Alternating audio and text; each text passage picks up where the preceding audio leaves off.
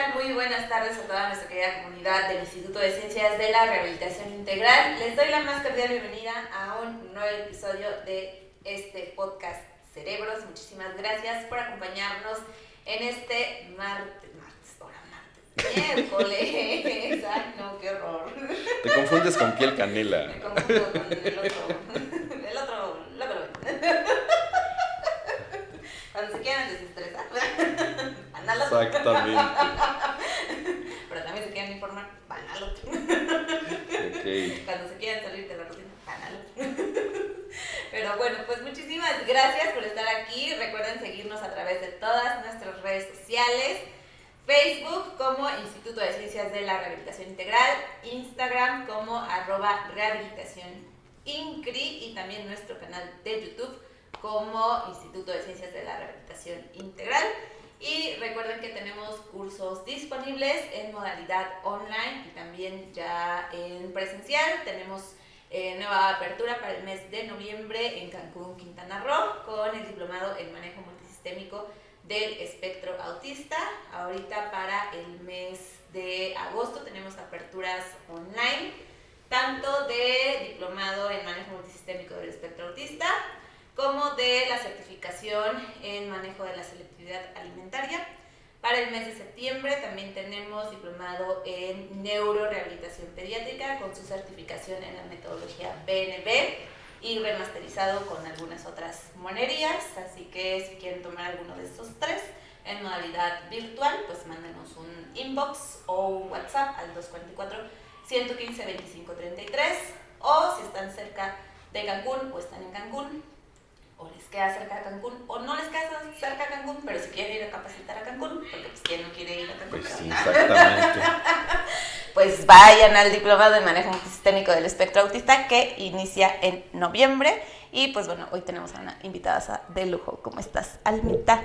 Hola, hola, ¿qué tal? Buenas tardes, un gusto estar aquí con ustedes y con su audiencia a través de las redes sociales, platicando de este tema muy importante, ¿no? Gracias, Almita. Cuauhtémoc, ¿cómo estás?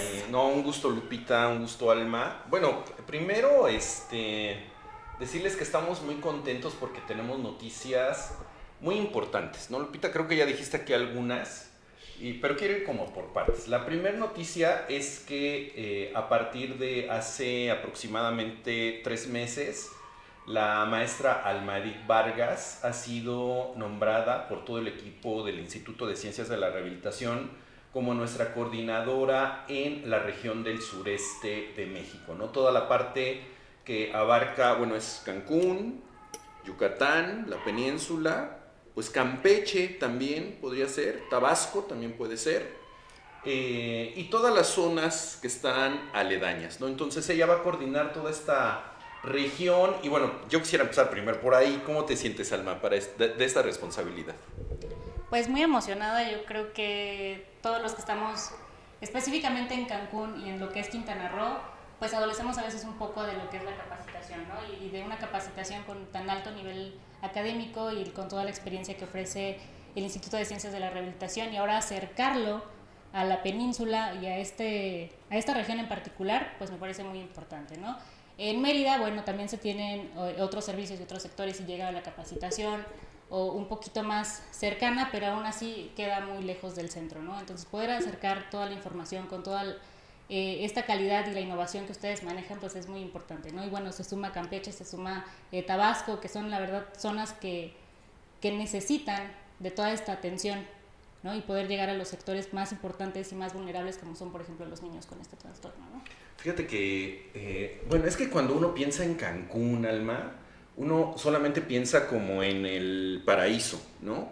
Pero también son lugares donde hay marginación, donde hay muchas necesidades y a veces no se considera todo eso, ¿no? En la realidad social de allá.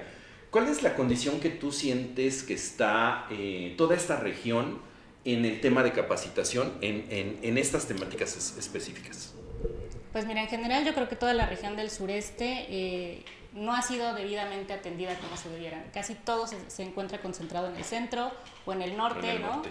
Que es donde está más cercano pues a nuestros vecinos que son Estados Unidos y que tienen toda esta influencia, y de ahí al centro y demás, ¿no? Y toda la región del sureste y de ahí hacia abajo, pues la verdad es que ha sido muy poco atendida, y el poder llegar y acercarles toda esta información de primera mano, ¿no? De tener esta información de manera presencial, porque bueno, se tiene la tecnología, pero a veces no es lo mismo tenerlo a distancia que tenerlo ahí en persona y que sea tan práctico y que lo puedas vivir y que sea totalmente experiencial y que lo puedas llevar a la práctica y que te vayan llevando de la mano, ¿no? Sí, fíjate, y además que las actividades, bueno, la primera actividad que es el diplomado en manejo multisistémico del autismo, la vamos a hacer de la mano de una gran institución, ¿no? Platícanos un poquito de la sede.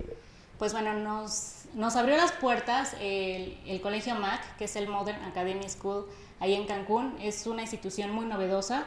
Ellos nacen con esta firme intención, el compromiso del desarrollo integral del niño, ¿no? Ellos mismos lo dicen, su fundadora lo dice muy, muy claro, más allá de cumplir con un programa académico de la SEP, con el rellenar libros y demás, es el compromiso con el desarrollo integral de los niños. Entonces ellos están muy enfocados, trabajan con innovación educativa, todos sus profesores están debidamente capacitados, con un contenido académico y profesores altamente capacitados en todo el desarrollo integral del niño. La formación es totalmente integral, no es solamente el contenido académico que se les da, sino todo lo formativo con disciplinas artísticas, educativas, deportivas y demás, para que el niño tenga habilidades, ¿no? y las desarrolle y las lleve a su potencial máximo, ¿no? Entonces, pues vamos a estar trabajando con esta institución que representa en Cancún pues todo lo que es innovación educativa, ¿no?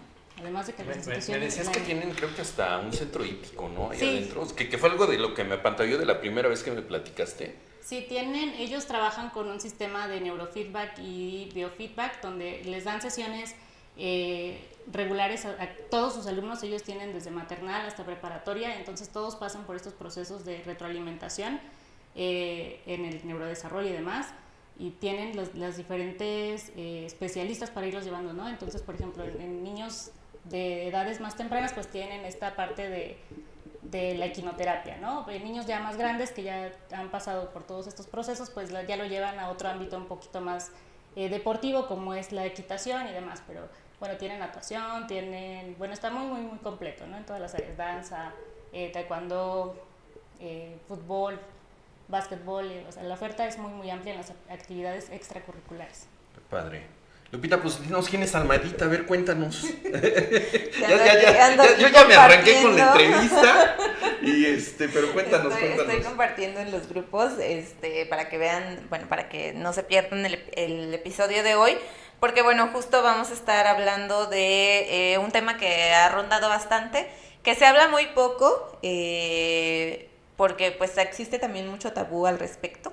Y es el tema de la violencia hacia las infancias que viven dentro del espectro del autismo. Y pues bueno, la maestra Almadit Vargas Genis es docente, es criminóloga y criminalista, y además tiene amplia experiencia en el manejo y atención de conductas violentas en diversos contextos, y es por eso que bueno, quisimos que el día de hoy ella nos acompañe para darnos también esta otra visión, ¿no? Porque quizá nosotros tenemos como una visión muy clínica, ¿no? Sí. Pero la visión desde el área criminológica y criminalística es diferente, y ampliar el panorama siempre es necesario, ¿no? Sí. Entonces, a mí sí me gustaría arrancar con una pregunta pues básica, y es ¿cómo es que podríamos definir el concepto de violencia hacia las infancias desde este término o desde la criminología? ¿Cómo se define este adjetivo, ¿no? De violencia hacia las infancias? Claro, pues mira, en México en general, el tema de la violencia o las conductas violentas pues son de verdad alarmantes, ¿no?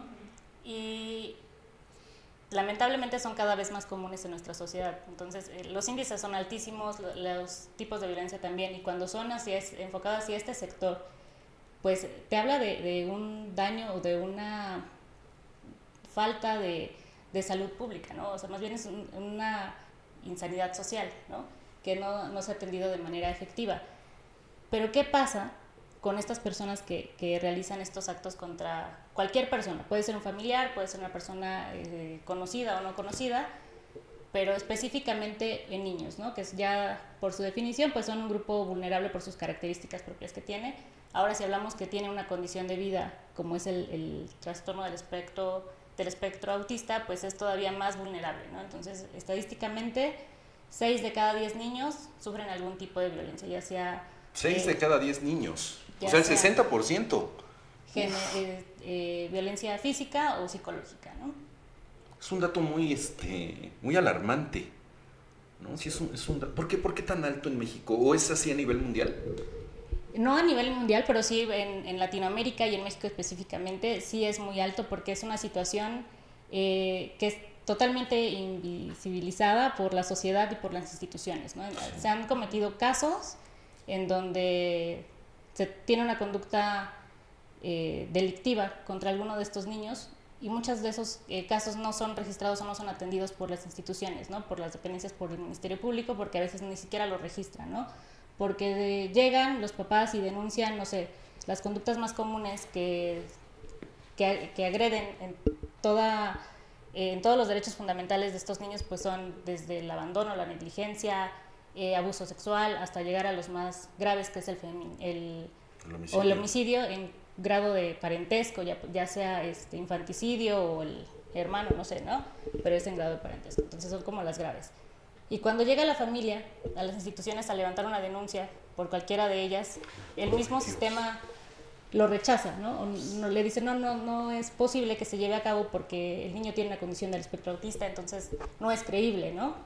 O el niño no tiene esta capacidad de hablar o de decirlo, entonces no se puede llevar a cabo y simplemente no se registra y se queda en un grado de impunidad que es altísimo. En México la impunidad sabemos que es más del 90%, y cuando se tiene esta condición, el grado de impunidad de estas características es en un 98%. Entonces es algo que las instituciones, y hablamos de un tipo de violencia estructural, ¿no? Donde el mismo gobierno, donde la sociedad no lo atiende y lo minimiza o simplemente es invisible, ¿no? Y también la sociedad, ¿no? A veces decimos que hablamos de esta empatía, ¿no? Y decimos, ay, sí, pobrecito, ¿no? Pobrecitos niños, cuando nos enteramos, pero es una empatía cognitiva, ¿no? Sabemos que es algo que está mal, pero no tenemos esa empatía afectiva, que es el sentir el dolor del otro. Entonces no trabajamos en la empatía que deberíamos de sentir los niños cuando nacen.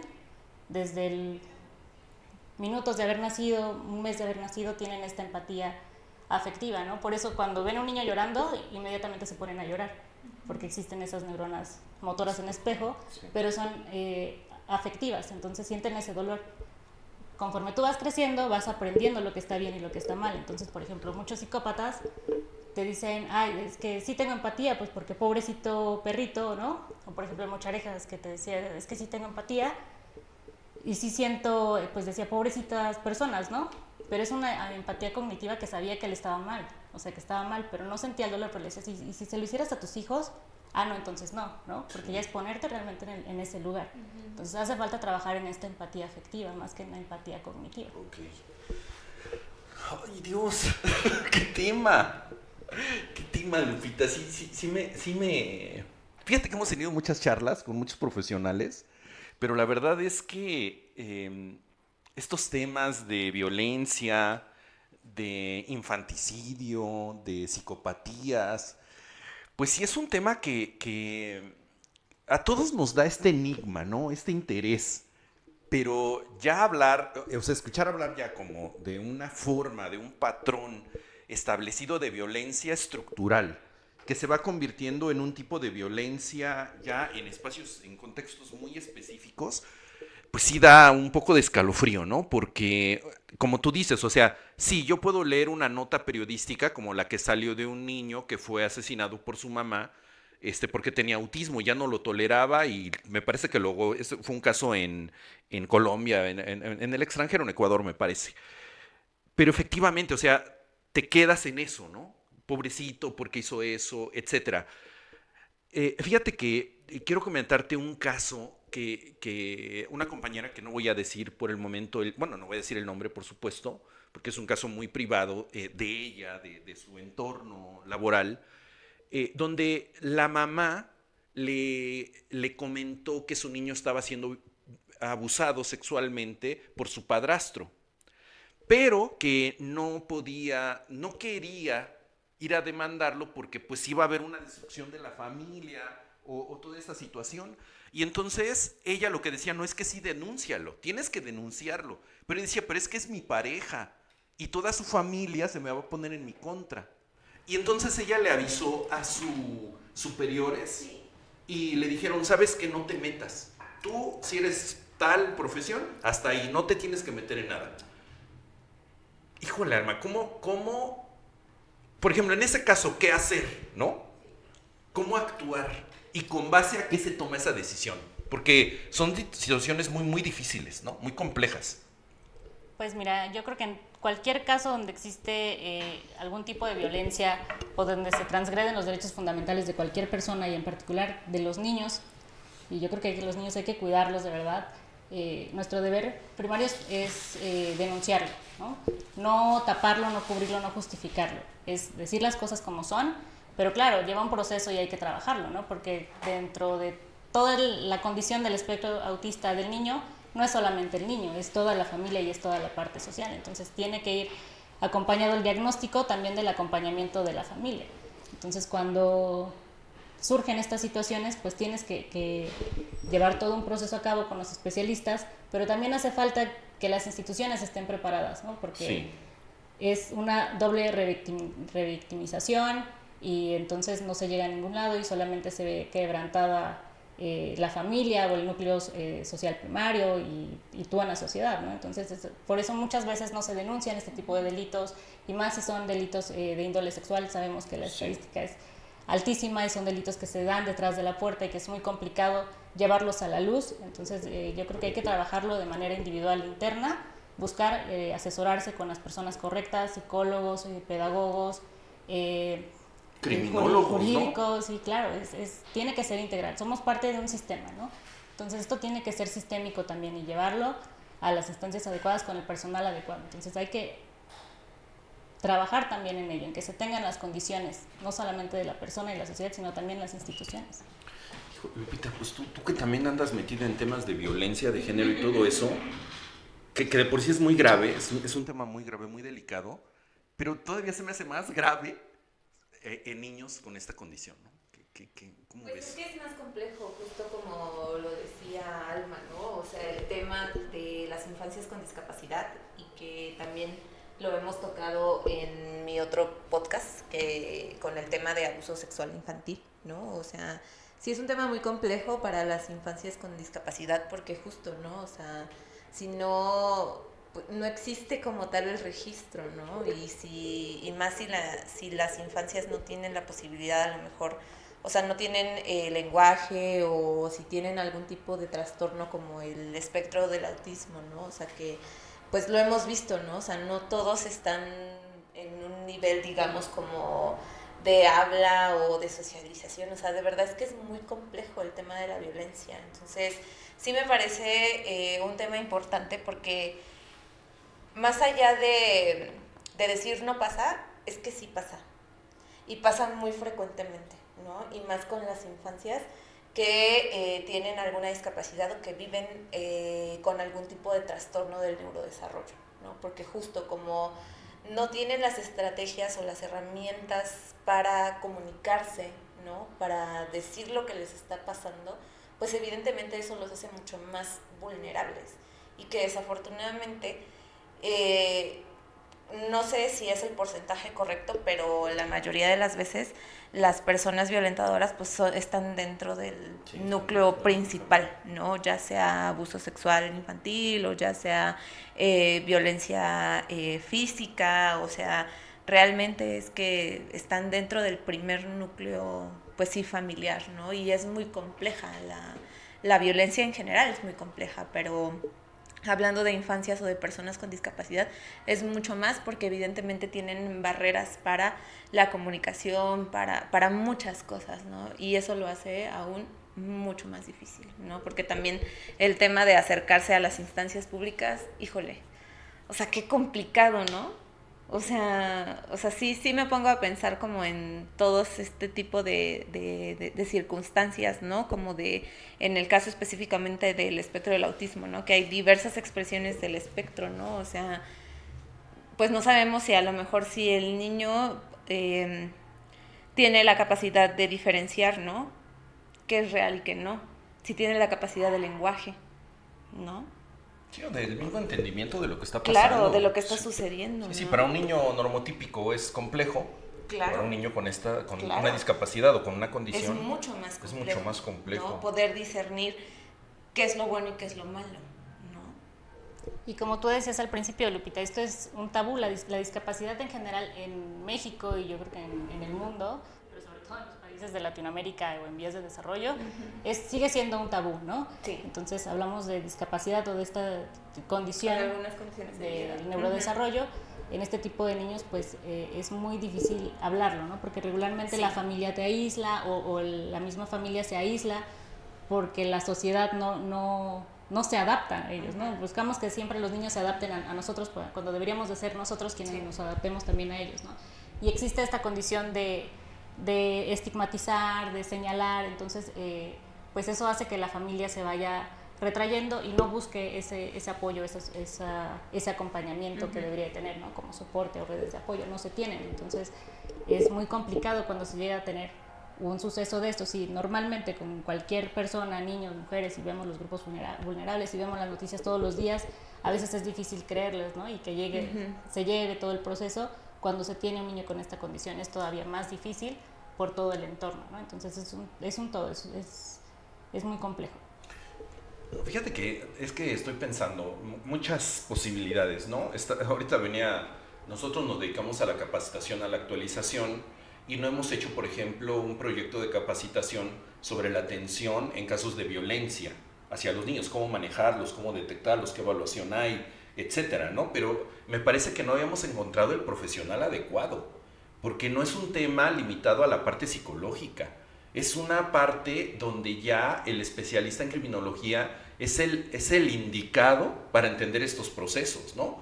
Que no está visibilizado tampoco ese profesional. Cuando pensamos en un criminólogo, pensamos en el que va a atrapar asesinos seriales, ¿no?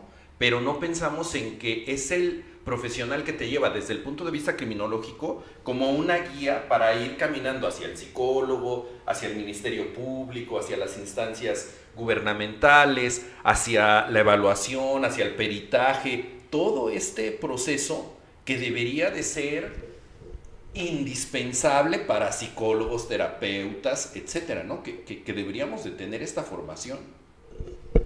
Sí, bueno, parte de la formación del criminólogo es entender este tipo de conductas, ¿no? Y ayudar a que la persona esté lo mejor integrada dentro de la sociedad y esta parte de la prevención del delito. Al final, la criminología lo que intenta es la prevención del delito a través de las diferentes formas, ¿no? Puede ser una forma clínica y la otra son las políticas públicas. Y yo creo que en este sentido de los niños con el trastorno del espectro autista, pues hace falta muchísimo por hacer en el entorno social y en políticas públicas, ¿no?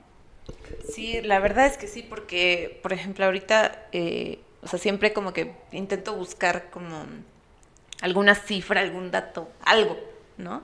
Y no encontré nada. Entonces, sí es muy preocupante, ¿no? O sea, porque quizá existen algunos protocolos, y digo quizá, ¿no? Existen algunos protocolos para las infancias, pero para las infancias con discapacidad o con condiciones de vida específicamente, no existe nada, ¿no? Entonces, evidentemente, los protocolos, tanto para la atención, para la prevención, se quedan, o sea, de verdadmente súper cortos. En algún momento, cuando fuimos a Tantoyuca, a una de nuestras jornadas de detección, platicando con las maestras me decían, es que ¿cómo les enseño educación sexual a mis alumnos con discapacidad?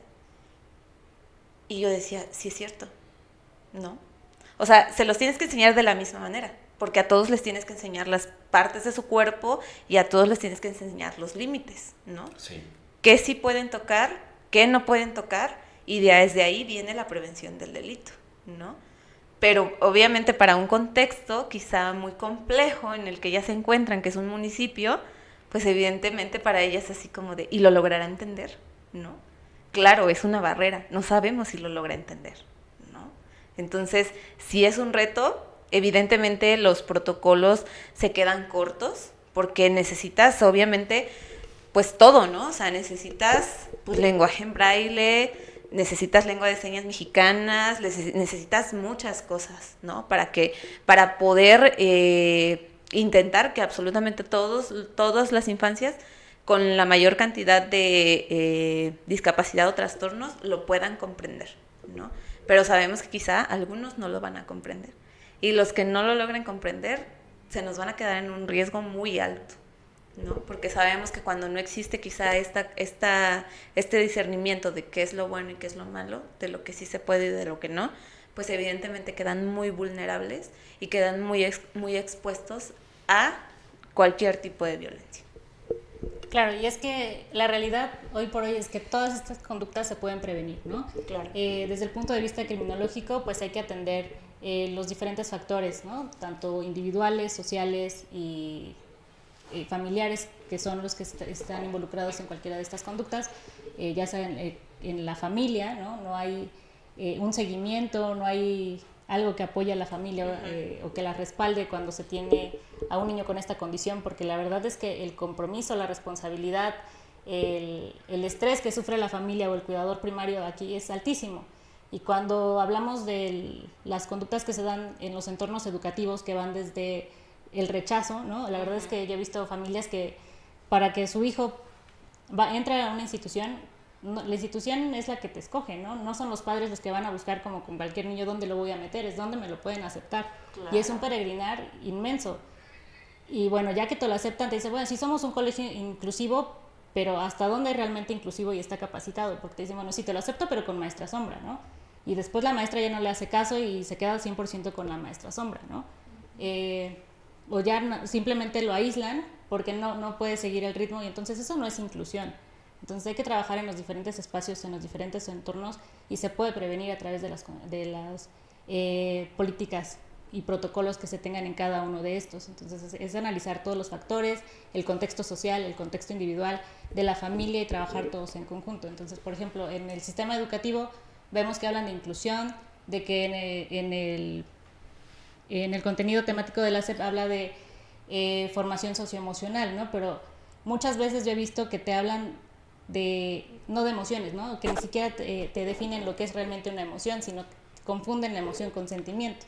Y para nosotros es bien importante trabajar con las emociones, porque muchas de esas emociones, por ejemplo el miedo, que es una emoción, te puede llevar a un sentimiento que puede ser la frustración, ¿no?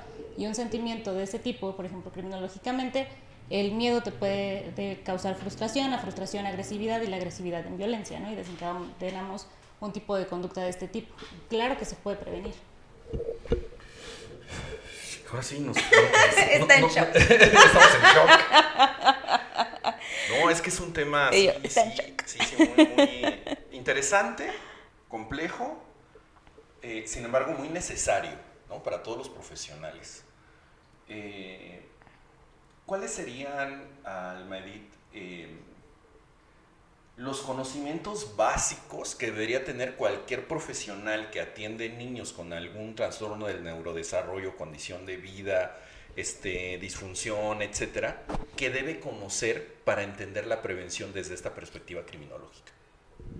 Pues de entrada debe tener esta empatía y esta sensibilidad, ¿no? Del trabajo con los niños, y poder tener toda la formación integral, porque no solamente es no sé, el terapeuta el que está trabajando con él, o el docente en el ámbito de la enseñanza-aprendizaje únicamente, sino que es trabajar en conjunto todos, la familia, el terapeuta, el educador, el asistente y la familia, ¿no? Y cuando no está la familia, pues también nosotros como sociedad, ¿cómo le damos ese apoyo y ese soporte? Porque muchas veces hablábamos de que la familia colapsa, ¿no? O sea, cuando hay un tipo de discapacidad o de trastorno o de esta condición de vida como el TEA, regularmente quien absorbe la mayor parte de la carga de la responsabilidad es la mamá, ¿no? Porque a veces el papá pues simplemente puede que se vaya, que no esté o que no se haga responsable. Entonces siempre la mamá creo que es en general donde más recae esta responsabilidad, ¿no? Y yo he visto que hay mamás que buscan este apoyo y que los llevan con el terapeuta, busca con la maestra y le da todo ese seguimiento, ¿no? Pero hablamos también de esa violencia estructural donde la mamá tiene que trabajar, ¿no? Y tiene la responsabilidad de la crianza de ese pequeño, y a veces no le da la atención, pero busca ir con el terapeuta, tiene su asistente que es la sombra y demás. Y hay otras que se involucran y dicen, bueno, yo me voy a meter a este curso porque pues yo estoy al pendiente del niño y entonces voy y hablo con la maestra y estoy al pendiente de él.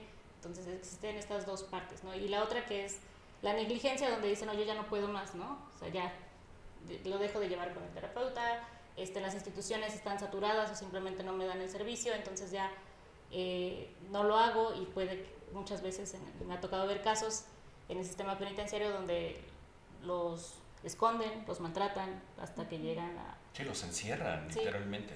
Sí. ¿No? Los encadenan, los maltratan hasta que se da, pues finalmente en una conducta antisocial, ¿no? Una pregunta técnica, me imagino, ¿no? ¿Hasta dónde termina, digamos, la conducta de ejercer violencia hacia un niño y empieza la conducta delictiva? ¿O puede ser toda conducta violenta es delictiva? ¿Cómo sería ahí el proceso, digamos, para tomar la decisión de a dónde voy, ¿no? Ajá, o sea, yo puedo ver, no sé, que un maestro le está gritando a una niña, ¿no? A un niño con autismo, o que lo está agarrando porque hizo una crisis y como no está capacitada, lo puede lastimar, ¿no? Ahí está ejerciendo violencia. Pero ¿hasta dónde se puede entender o cómo entender cuándo ya se vuelve un delito este proceso? Cuando transgrede o vulnera alguna de sus garantías individuales, ¿no? del niño. O sea, donde ya le causó alguna condición psicológica, física y demás, ¿no? Y simplemente el hecho de hacerlo no está correcto, ¿no? Pero faltan protocolos para determinar hasta dónde sí y hasta dónde no, ¿no? Y que la persona esté capacitada, porque realmente no debería por qué suceder eso, ¿no? El docente no tendría por qué llegar a ese extremo. Debería de tener una adecuada capacitación para poder regularlo, ¿no? Pero en México muy pocos lo tienen, o casi no se tiene, o es nulo, ¿no? Fíjate que cuando hicimos el estudio de cómo se ejerce la violencia hacia niños con autismo, había muchos casos en México sobre abuso, abandono o negligencia. En Sudamérica, de asesinato, accidentes, desapariciones. Y en Estados Unidos me llamó mucho la atención de abuso de autoridad de policías hacia personas con autismo u otras condiciones de vida. Y hubo varios casos muy sonados donde un policía está sometiendo, bueno, un agente de seguridad, no sé si era policía o policía interno de la escuela, donde está sometiendo a un niño porque tuvo una crisis y él no tiene la capacitación y en su capacitación es policial y entonces somete al joven, ya era un adolescente con autismo, y ahí obviamente se está vulnerando, se está cometiendo un delito, ¿no? Eso estoy seguro que pasa en México. La cuestión es que no lo vemos, no lo hemos visualizado, está escondido, ¿no? Entonces ahí, ¿cómo entender qué es lo que se tiene que abrir? Ahí hablamos de un uso excesivo de la fuerza, ¿no? Cuando no se tiene la capacitación, el conocimiento de lo que es. Entonces ellos actúan de la forma en la que les han enseñado, ¿no? Pero no se tiene esa sensibilidad y no se tiene el conocimiento para poder atender durante una crisis sensorial, por ejemplo, ¿no? A los niños. Y entonces se dan este tipo de conductas. ¿Qué hay que hacer? Pues hay que darlo a conocer, hay que sensibilizar y hay que capacitar, ¿no? En cada uno de ellos. Puede ser la policía y que dentro de su sistema de emergencias también tenga que hacer durante una crisis, ¿no? Que tú hables al 911 porque un niño, una persona tiene una crisis y no sabes qué hacer, pues que ellos también te puedan dar este apoyo y esta respuesta. En las escuelas evidentemente deben de tener este tipo de protocolos o capacitación, ¿no? Lamentablemente tampoco se tiene. No, pues sí está muy complejo. Pero fíjate, Lupita, que es un área de oportunidad muy grande, ¿no? Sí, claro. Sí, de capacitación hacia diferentes sectores institucionales. O sea, capacitación hacia personal docente, capacitación hacia personal de seguridad, capacitación hacia personal terapéutico. O sea, Pues sí es muy amplio. O sea, en general, ¿no? Porque creo que todavía estamos muy en pañales en muchas cosas, específicamente del trastorno del espectro autista. O sea, todavía tenemos muchos tabús, hay mucha desinformación. O sea, sí tenemos bastantes retos, ¿no? O sea, aunque el trastorno existe desde hace muchísimo tiempo, o sea, no es una condición de vida nueva, ¿no? O sea, todavía hay muchísimos tabús y nos falta romper muchos mitos y muchas barreras, ¿no? Entonces, justo como decía Almita, ¿no? O sea, el tema tan solo escolar, ¿no? O sea, este tema de que no es como que la familia elija dónde quiere ir su hijo a la escuela, ¿no? O sea, es donde te lo acepten, ¿no? Y pues es en general, ¿no? O sea, cómo va a socializar, o sea, son muchas cosas, ¿no? Entonces, más bien, creo que sí nos hace mucha más falta seguir como quitando como todos estos mitos, ¿no? O sea, no sé si decirlo. Pero este tema de la enfermedad, porque se sigue pensando que es una enfermedad y que se va a curar y todo ese tipo de cosas, ¿no? Y yo sé que existen todo ese tipo de discursos, ¿no? Y quizá encuentren como investigación, este tipo de cosas, agradeceríamos que nos la compartan, ¿no? Como para que quizá también a lo mejor nosotros la leamos y podamos ver como qué posibilidades existen, ¿no? No sé, tú eres el que más le sabe a la investigación, pero lo que nosotros sabemos es que pues es una condición de vida, o sea, es una condición pues que es multifactorial y que en esencia es genética, ¿no? Y que si es genética, pues evidentemente pues no es una enfermedad, o sea, es una condición que ya viene cargada genéticamente, es como tu Windows, así como todos, y que evidentemente pues eso no se va a curar, ¿no? O sea, va a mejorar. O sea, es como yo, que no soy la más flexible del mundo, ¿no? Claro. Pero entonces yo comienzo a ir a clases de pilates, así se los pongo. Y entonces ahora yo ya empiezo a ser más flexible, así es lo mismo pasa con los pequeños que están dentro del trastorno del espectro autista. Van a potencializar sus posibilidades. A lo mejor no va a conseguir una verbalización, pero sí va a conseguir a lo mejor aprender algún tipo de lenguaje, ¿no? Lengua de señas mexicana. Ok, muy bien, ¿no? O sea, eso es potencializar, o sea, no es una enfermedad porque no es, o sea, no se cura porque no es una enfermedad, es una condición, o sea, es a lo que voy, ¿no? O sea, nos falta mucho en este tema, ¿no? O sea, de quitarnos ese tabú en principio, ¿no? O sea, porque creo que mucho de la violencia hacia las infancias es creer que es una enfermedad o que nuestros hijos están enfermos o que los niños están enfermos y que entonces a través de eso pues evidentemente también se van generando pues las violencias, ¿no? Fíjate que hay muchos estigmas, muchos tabús y muchos mitos, ¿no? Por ejemplo, también existe el mito de que todos los niños con autismo son genios en alguna circunstancia, ¿no? O que todos los niños con autismo tienen discapacidad intelectual, ¿no? Sí. O que todos los niños con autismo no pueden socializar, o que todos los niños con autismo no van a hablar.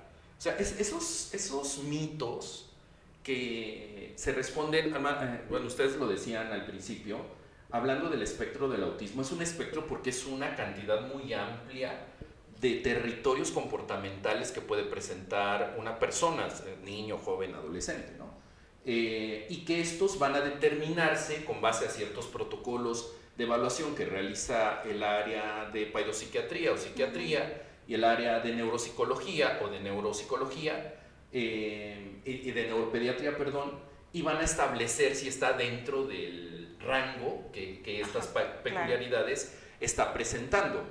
Y entonces, si todavía hay personas que creen que es una enfermedad y que existe la cura y que se está ocultando, pues imagínate, son personas marginales que todavía creen en los complots de conspiración, ¿no? Todavía están en esa situación. Imagínate si todavía hay ellos que son antivacunas, que son con estas creencias, que no tienen una información científica válida y que se expresan, ¿no? O sea, que tienen todo el hecho de expresarse, pero que lo hacen de una manera totalmente sesgada, de una manera mal informada y que quieren generar controversia, y las personas que apenas están incursionando en esto pueden caer en esa trampa, ¿no? Entonces, el romper estos mitos, el romper estos estigmas, el romper estas condiciones de ignorancia, sí es como un primer camino para prevenir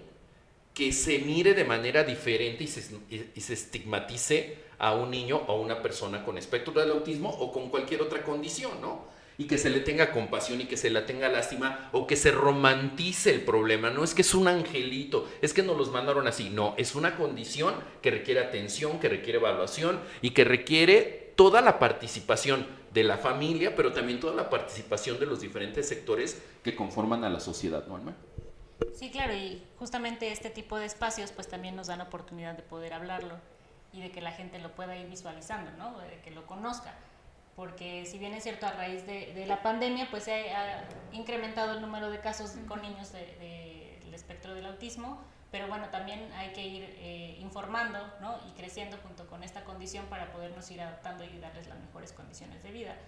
Y lejos de lo que está pasando, ¿no? Hasta el día de hoy, que es el tabú, la estigmatización y el ocultarlo o simplemente no lo vemos o no lo queremos ver como sociedad, el involucrarnos, pues realmente tiene que ver con un papel importante que jugamos cada uno de nosotros en nuestro rol allá afuera, ¿no? O la negación, ¿no? Que a veces la familia está en negación y dice, no, mi hijo no tiene nada. O sea, que es el otro extremo, ¿no? De decir, no tiene nada y entonces yo lo dejo así como está. O corrientes que son también de muy extremas, de decir, déjenlos así como están y así son y no les mueva nada, ¿no? Es algo de respeto. Me parece que la ciencia nos va guiando muchísimo, la información, las evidencias científicas, sí nos van diciendo en dónde tiene una alteración, en dónde está funcionando de manera adecuada, cuándo es un niño, o sea, que tiene que jugar, que tiene que disfrutar, que tiene que enojarse, que tiene que hacer pues como un berrinche, porque Sí, claro. pues es un niño, se está formando, está entendiendo, está comprendiendo la realidad y el mundo, y poco a poco la familia, el contexto, los cuidadores, pues bueno, van a irle dando esta guía para ir modelando su personalidad, ¿no? Pero tenemos que partir de la aceptación de que es una condición de vida que se manifiesta como un trastorno de un gran espectro de conductas, sí, pero que son susceptibles a mejorar, ¿no? Y a trabajarse, sí, claro, de una manera adecuada. Así Híjole, es. hermano, pues yo la verdad, o sea, sí me quedo con esta inquietud de generar una capacitación específicamente para la prevención de la violencia en diversas condiciones de vida, en particular con el autismo, dirigida a municipios, dirigida a personal de la Secretaría de Salud, de la Secretaría de Salud, de la Secretaría de Seguridad Ciudadana, tanto municipal, estatal, federal, etcétera, para que ellos sepan y conozcan cómo hacerlo. El problema es que creemos que esta condición solamente la va a abarcar las áreas terapéuticas, ¿no? Y por eso yo recalco mucho el área criminológica, porque es un área de oportunidad muy grande donde se puede hacer muchísimo, tanto para la criminología como para este sector de la población que necesita mucha atención y para las instituciones que también necesitan capacitación, ¿no? Porque cuando no saben es porque no están capacitados. O sea, es que ser policía no te da las herramientas. Ya eres policía y ya sabes todo. Pues no, tienes que irte capacitando, formando, etcétera, para evitar todo este tipo de situaciones. Y si tienes este dato tan duro que fue de cada 10, 6 sufren violencia, pues imagínate en una condición de vida diferente. O sea, debe ser la proporción mucho más alta, ¿no? Sí, sin duda es muchísimo más alta, y aunque ya se haya reformado, por ejemplo, leyes sobre el espectro autista, ¿no? La realidad es que el papel se ve muy, muy bonito, ¿no? Pero la realidad, claro, es completamente diferente, y es ahí donde hay que involucrarnos y hay que ir a todas estas instancias y estas instituciones para hacerlo una realidad. Sí. Sí. Decía el doctor Víctor de Querétaro, en la conferencia que dio recientemente, que tuvimos el Congreso Nacional de Autismo y Trastornos del Neurodesarrollo, que tuvo un evento. Él es neonatólogo y neurorehabilitador, tiene un máster en neurorehabilitación, es catedrático de la Universidad de Querétaro, un tipazo, un doctor genial. Y decía, yo fui a la Organización de Estados Americanos a dar una conferencia y decían, es que en México sus protocolos, sus leyes están súper bien. Dice, o sea, ustedes llegan con lo mejor de protocolos, pero sus resultados no sirven pero para nada, ¿no? Que ese es como una pantalla, ya están las leyes, ya están los reglamentos, ya están los programas, todo está perfecto. ¿Qué falta? que se ejecuten. Ajá, que se ejecuten, ¿no? Nada más eso. Es lo único que les falta. No me acuerdo cómo puso el país de la fantasía, algo así, ¿no? El país de la... Pues es que justo, ¿no? O sea, las leyes en México son como esta sala del aparador que tú ves Sí. pues sí, en el aparador, ¿no? Que es muy bonita y que pues, está muy padre ahí en el aparador, ¿no? Pero ya cuando quizá tú la vas a armar en tu casa, pues ya no está tan padre, ¿no? O sea, ya se descompone de un lado, ya, o sea, así es, o sea, así son las leyes en nuestro país, ¿no? O sea, como dice Almita, está muy bonita en el papel, pero a la hora de que se aplique, híjole, pues no, realmente Sí. es que no. Yo creo que aquí el papel importante de las organizaciones de la sociedad civil, como INCRI, el papel de los profesionales independientes, de los expertos en estas temáticas, pues también tienen que ejercer cierta presión y ofertar también este tipo de posibilidades de capacitación a todo este tipo de personal, ¿no? Entonces, bueno, yo ya te voy a poner a trabajar ahorita. No, es que la verdad está, a mí se me hace un campo necesario, urgente, para poder abordarlo a nivel nacional, ¿no? Sí, sí, es súper necesario, ¿no? Porque muchas veces nos quedamos como muy cortos de la información, ¿no? O sin herramientas. Es como de decir, ay, ¿qué puedo hacer o qué puedo darle, ¿no? O sea, cómo poder apoyar. Porque pues una es como ya una vez que comprendemos qué es lo que sucede, ¿no? A lo mejor con el autismo, ¿no? O sea, pero ahora cómo podemos apoyar en esta parte de la prevención del delito, porque es realmente algo importante, ¿no? O sea, sí es un tema de salud pública que se tiene que atender. Entonces, pues sí. Almita, solamente una duda antes de cerrar y de irnos a leer los comentarios. ¿Cuáles serían algunas de las señales pues importantes para que las familias o los cuidadores o si algún docente, porque también nos están viendo algunas maestras y terapeutas, identifiquen, para que puedan identificar que podría estar ocurriendo algún tipo de violencia? Yo sé que es complejo, pero ¿hay algún tipo como de señal que podrían identificar que a lo mejor algún niño esté viviendo algún tipo de violencia? Pues es muy complejo porque dentro de la misma condición del espectro la conducta es muy compleja, ¿no? Pero sí hay ciertos signos o síntomas que puede presentar el niño o que alguien haya visto algo, ¿no? Que ya aparece a lo mejor con moretones y no sabe si fue a lo mejor derivado de alguna crisis o algo así.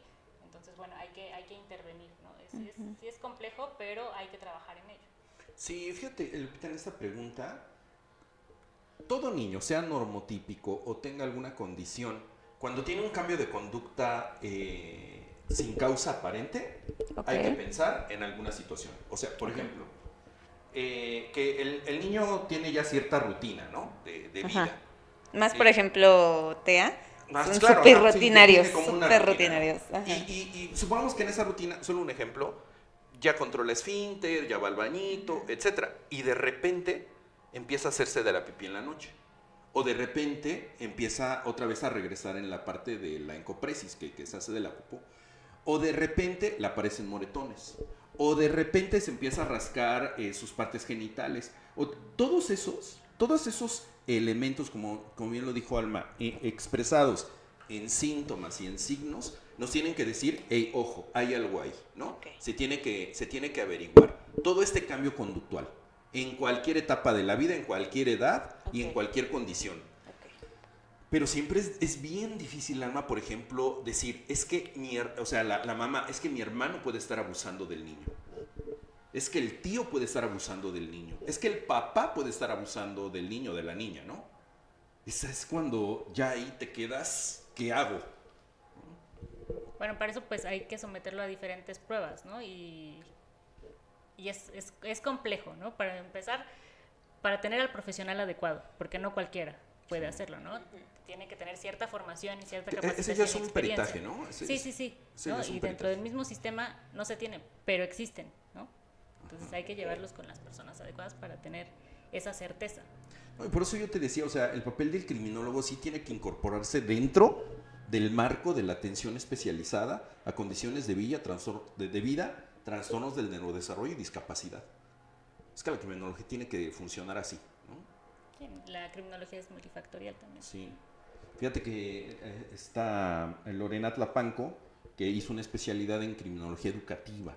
Y creo que es un campo muy grande, ¿no? Entonces, también puede abarcarse la criminología en la discapacidad, la criminología en condiciones de vida, la criminología en el autismo, la criminología en el TDAH, ¿no? O sea, en etapas adolescentes, porque un joven adolescente que tiene una condición de vida también es muy proclive a generar conductas agresivas hacia otros, ¿no? Y cómo deben de manejarse y cómo tienen que entenderse desde el punto de vista jurídico, ¿no? Psicológico, criminológico, etcétera. O sea, es un campo enorme, Alma Edith. ¿Cómo ves esta parte?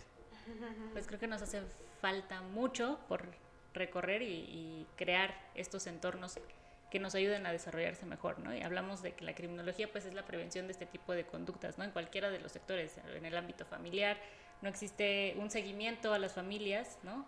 En la parte educativa no existen protocolos o la capacitación para los docentes o esa escuela inclusiva que tanto a veces se vende que simplemente no lo es.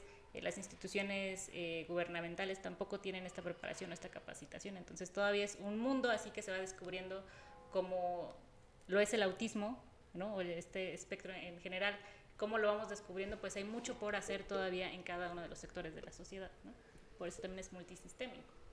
Así es. Muchísimas gracias, maestra. Oye, antes de que Almeta. empieces con los comentarios, o bueno, con los comentarios, y después pasamos a algo que yo quiero comentar que me parece muy importante y que Alma Edith está coordinando, que es que todos los cursos de INCRI van a tener registro ante la Secretaría del ante Trabajo. la y Secretaría del Previsión Trabajo, Social. ¿no? Para que nos platiques un poquito de eso, después ya de la temática y cerramos con eso.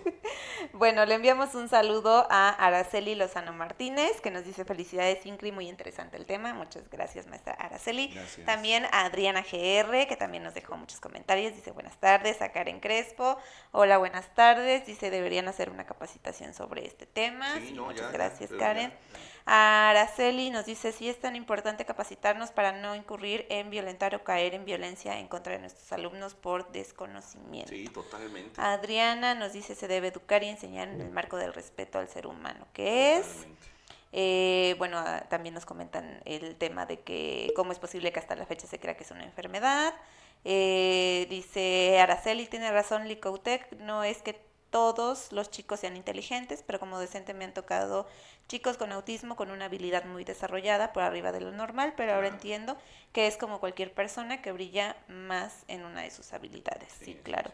Adri también dice, desgraciadamente a los maestros no se les capacita para ser respetuosos con la condición, hacer ajustes curriculares y saber cómo actuar sin violentar a los niños. Y también Adri nos pone, no atender a sus hijos dentro del espectro y no escolarizarlos también es violencia. Sí, justo.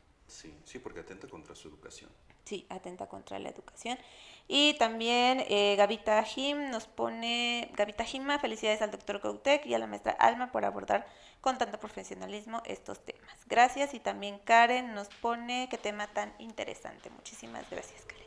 Comentarios para los comentarios.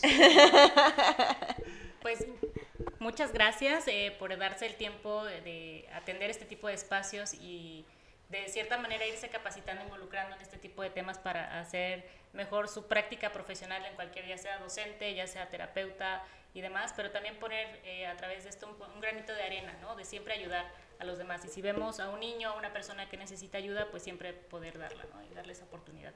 Y ir mejorando como sociedad, porque eso es lo que en realidad es lo que estamos buscando, ¿no? Muchísimas gracias, Alma. No, gracias, Alma. Y bueno, lo último que para cerrar este capítulo, la verdad es que Alma ya está aquí multifuncional.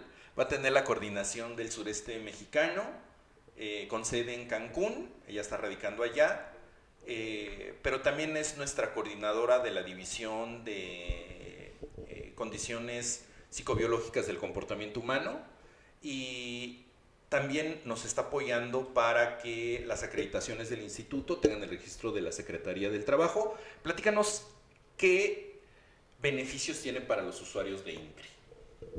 Bueno, este registro que logra ahora el Instituto de Ciencias de la Rehabilitación Integral hace ante la Secretaría del Trabajo, pues cumple con el profesionalismo y la capacitación. La verdad es que es algo que jurídicamente en muchas empresas la Secretaría del Trabajo les pide, ¿no? Es obligatorio. Todas las empresas están obligadas a capacitar a su personal y bueno, en esta ocasión pues estarían capacitándose con los mejores. Eso les da certeza jurídica porque están dando cumplimiento a la capacitación que les pide la Secretaría del Trabajo, que es por lo menos una o dos cada año, ¿no? Es una cada 6 meses o 2 al año.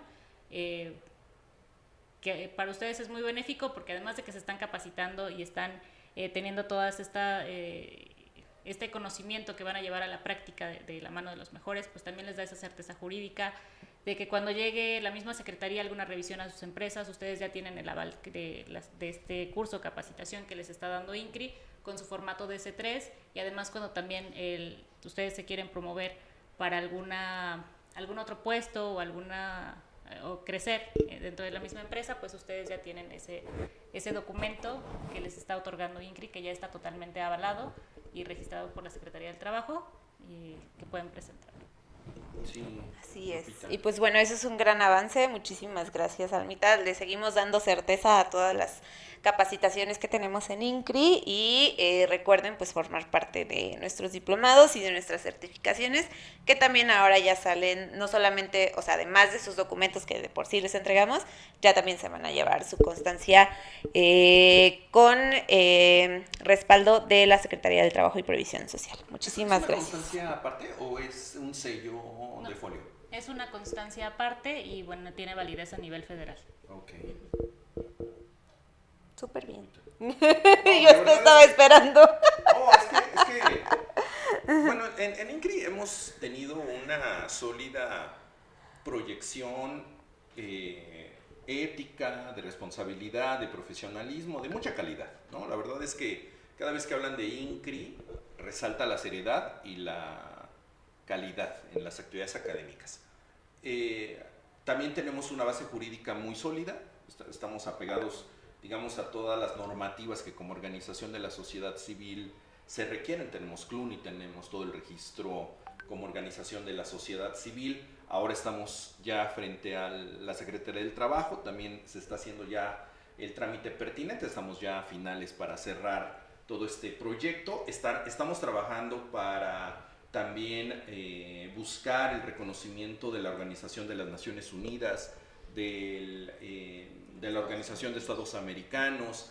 Entonces, pues no solamente vamos a tener proyección a nivel nacional, sino también a nivel internacional, ¿no? Y eso, pues no solamente nos fortalece a nosotros, la verdad es que el trabajo de nosotros los fortalece a ustedes, que nos siguen, que confían en nosotros y que cada vez les vamos a dar mayores herramientas para formarse con la mayor calidad, pero también con la mayor certeza jurídica para todas las actividades de INCRI. Así es, y pues bueno, muchísimas gracias por acompañarnos en este episodio. Gracias a todas las personas. Recuerden aprovechar estos 30 días que se queda aquí el live, así que compártanlo con todas las personas para que lo vean, porque recuerden que Facebook los borra, así que compártanlo durante estos 30 días para que lo vean y guárdenlo para que también pues puedan aprovechar este tiempo que ahora Facebook da para los videos en vivo. Sí, fíjate que platicando con María de Jesús, nuestra directora de comunicación social, ellos están guardando todos los episodios y los van a subir a la plataforma de YouTube. Entonces, vayan a seguirnos a nuestro canal de sí, YouTube. denle like a la página, a la fanpage de Instituto de Ciencias de la Rehabilitación Integral. El Instagram, ¿cómo está, Lupita? Rehabilitación INCRI. @rehabilitación Ajá, INCRI.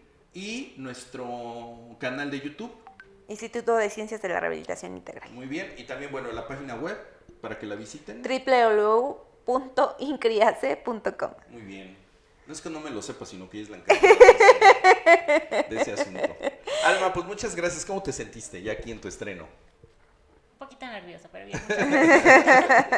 No, la verdad es que estuvo muy, muy interesante, ¿eh? O sea, aparte a mí me apasiona mucho la conducta, me apasiona mucho la criminología, la conducta, y me parece que salvaguardar la seguridad de nuestras infancias está por encima de todo, ¿no? Antes de toda la atención, de todo, primero es salvaguardar sus derechos humanos, ¿no? Y si no hacemos eso, estamos fallando como sociedad, porque queremos darles toda la tecnología, pero si el 60% de niños están siendo violentados, entonces estamos fallando en lo primordial, ¿no?